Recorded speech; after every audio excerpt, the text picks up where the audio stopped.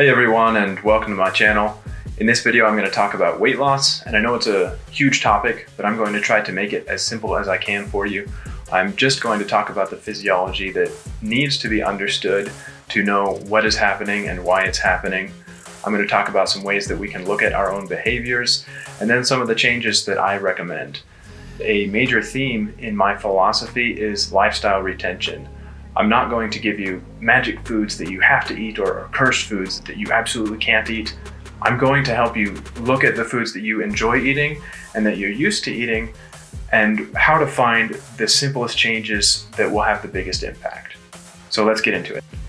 You've probably heard of dozens of different factors that can affect your weight, and there are two ways this can happen. Some of them, like stress or social influences, may tend to increase your energy input, while others, like medical conditions or age, may tend to reduce your energy output. Most factors could do either depending on the situation, and even affect each other. Together, input and output make up your energy balance, which ultimately determines how your weight changes. It's easy to get hung up on only one factor, but understanding the central mechanism for all factors puts you in a position to methodically address the problem. I like to think of our energy balance just the same way I think about money. We have our income that is made up of everything we put in our mouths, and we have the expenses that consists of our body's movement as well as all of its other normal activities. When you subtract the expenses from the income, you're left with the balance. If that balance is positive, we call it a surplus. And when we're talking about money, being in a surplus over time means we're able to put more money in our savings account. If that balance is negative, then it's called a deficit, and that would mean we'd have to take money out of our savings account over time. Body fat is very literally our body's savings account for energy. In the same way, being in an energy surplus over time results in weight gain, while being in an energy deficit over time results in weight loss. Roughly 3,500 calories in savings is 1 pound of body fat. Knowing this, we can directly equate energy balance to weight change. Imagine an individual who notices they've been gaining about 2 pounds a month. By tracking their food, they find they're consuming about 2,500 calories daily. Remembering that 1 pound of fat is about 3,500 calories, this weight change is about 7,000 calories a month, or close to a 250 calorie daily surplus. Although it's not necessary, we can estimate our output using simple algebra. If this individual managed to reduce their intake by 500 calories, this change would also be reflected in the energy balance, which now shifts to a 250 calorie deficit. This deficit equates to weight loss at about 2 pounds a month. It's never quite this simple, but the point is that any changes to your intake directly impact your calorie balance and how your weight changes. Knowing the application of this formula, you might see it's a problem that most people have no idea what these numbers look like, especially the intake. No matter what kind of approach you choose, you need some way to analyze your diet before you can make any smart changes. So let's talk about food. The vast majority of calories we consume will come from either fats or carbohydrates, which have 9 calories per gram and 4 calories per gram respectively. We need to remember that what's most important is the total calories we're consuming, and not so much where they come from. A lot of people have success on low-fat diets, and a lot of people have success on low-carb diets, but that's going to come down to your personal preferences. I highly advise being prepared to manipulate both in the areas that you feel most comfortable with. Also worth noting is that as you reduce dietary fats, some is absolutely essential. I recommend consuming a minimum of 1/3 of your body weight in pounds in grams of fat. So if you were to weigh 200 pounds, you'd want to consume a minimum of 65 grams of fat or so. The third macronutrient is protein, which also has 4 calories per gram, but protein is unique because of the structural and functional role that it plays in every cell in your body. Because of that, it's very important for tissue growth as well as maintenance. It's also critical to seeing an optimal response to an exercise program. You can think of it as a building block, and without it, it's very hard to adapt. As you start to take a look at what you're eating, something I could never stress enough is getting used to looking at nutrition labels. By far the most important thing, or at least the most relevant thing to fat loss, is paying attention to the size of the portion and how many calories are in that portion. They're usually nice enough to make these the biggest numbers on here. After that, I recommend also paying attention to how much protein is in any food. Lower priority, but still helpful, is to look at foods and think about whether they're higher in carbohydrates or fats and where the calories are coming from. That might help give you a better idea of what to look out for and what changes seem to be the most helpful for you. Something else you may want to consider is detailed food tracking, meaning putting your food on a scale, seeing how much it weighs, how many servings that is, and calculating exactly how many calories, how much protein you're getting, etc. This absolutely is not necessary, but it can be incredibly helpful for a lot of people, especially those who may think they're making good changes but aren't seeing progress. This can be sort of an eye-opener to give you a more accurate perspective of what your intake levels actually are. Let me just emphasize one more time the huge importance of at least getting familiar with nutrition labels. No matter how in-depth you want to track your intake, that's where it's going to start, and that's what's going to put you in a position to start making the changes that we'll move into next. My number one strategy for controlling our energy balance is putting protein at the center of our meals, or at least focusing on getting more of it.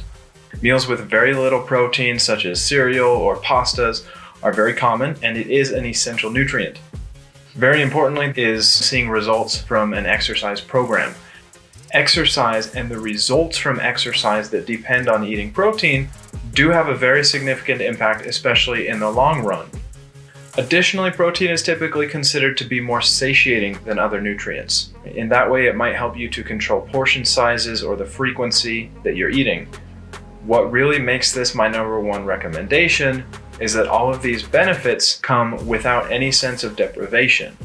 Even though we're attempting to reduce our calorie balance, the focus here is actually on an addition to the diet. A really good starting goal is about 20 grams per meal as a minimum, and then including more is going to be a great idea for a lot of people as well.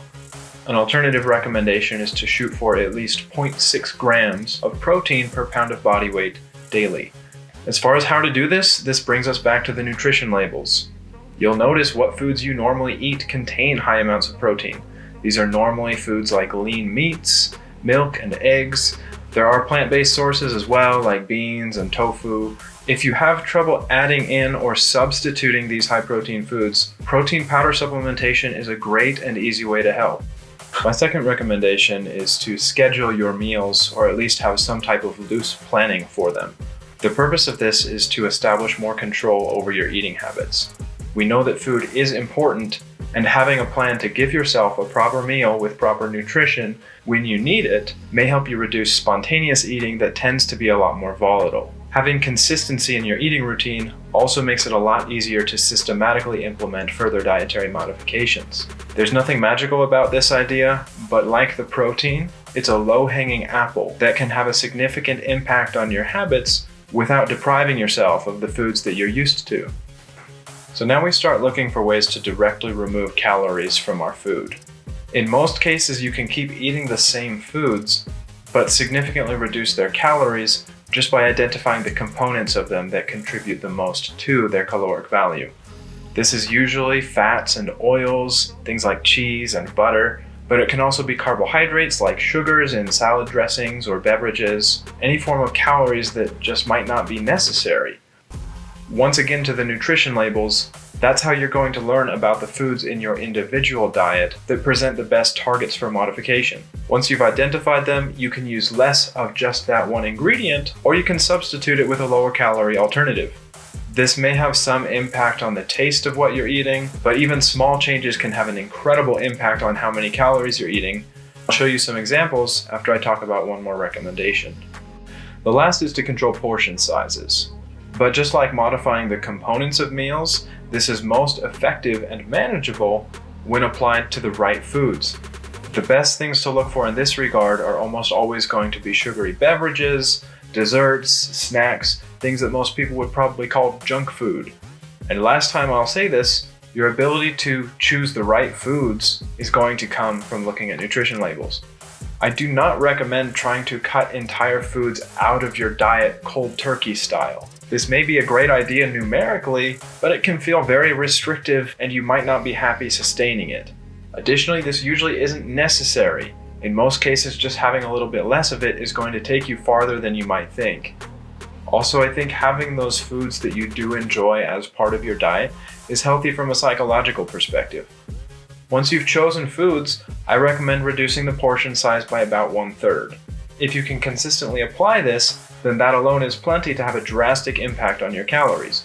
Let me show you some examples. This first example comes straight from Olive Garden's nutritional menu. If we recognize that the Alfredo sauce is full of cream and butter and other fats and choose the marinara sauce instead, the difference that makes in calories is 360. That's just with a lunch-sized portion.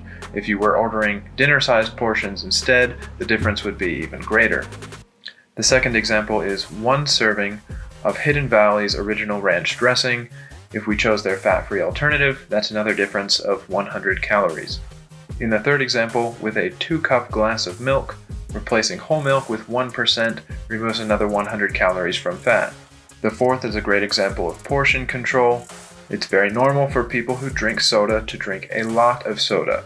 If you regularly drink 3, you can still drink 2, replacing just 1 with a Coke Zero or water saves you 150 calories.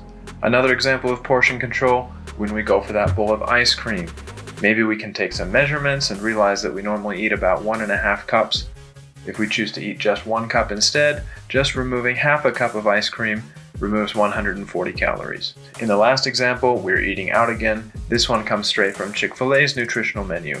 Ordering the chicken sandwich, but replacing the fried chicken with the grilled chicken removes some of the breading as well as the oil that it's fried in, and that's another 120 calories off the balance. Each of these changes totals up to 970 calories. And if you remember from our example earlier, it was a 500 calorie shift that made the difference between gaining 2 pounds a month and losing 2 pounds a month. This magnitude of difference is quite a bit more than most people are going to need to see incredible results. Chances are some of these changes look a lot more friendly to you than others. But the point is that by focusing on making smart changes, we can still eat basically the same foods we normally would and still have some great results. The last thing I'd like to touch on is the value of exercise in a weight loss program. If the average person does a pretty average workout, they might burn 200 or 300 calories, and that's certainly significant. But just to put it in perspective, if you had to make the choice between switching from Alfredo sauce to marinara, or setting aside 30 minutes to do physical activity, you might see why diet is usually what we focus on to create that calorie deficit. But it's certainly worth including, and what's notable about exercise is that its value drastically increases over time. 6 months later, when you're a little bit stronger, maybe you can do a few more lunges, or you can bench press a little bit more weight. Whatever it is, that same workout that burned 200 or 300 calories might now be burning 300 or 400 calories. Additionally, the muscular development in itself is going to passively consume more calories as part of your resting metabolism. Even with modest progress, that could easily be another 100 or 200. If you're able to find a type of exercise that you can enjoy, then especially in the long run, it will really start to help you stay in control of your weight. Additional benefits that I think are always worth mentioning is pride in what you're capable of and the ability to freely enjoy a wider variety of physical activity. I hope these ideas are helpful. If you'd like to work with me personally on your performance and wellness, head over to cabodycoach.com and we'll get in touch. If you want to see more of this type of free content, I appreciate the support through likes and subscriptions. Thanks.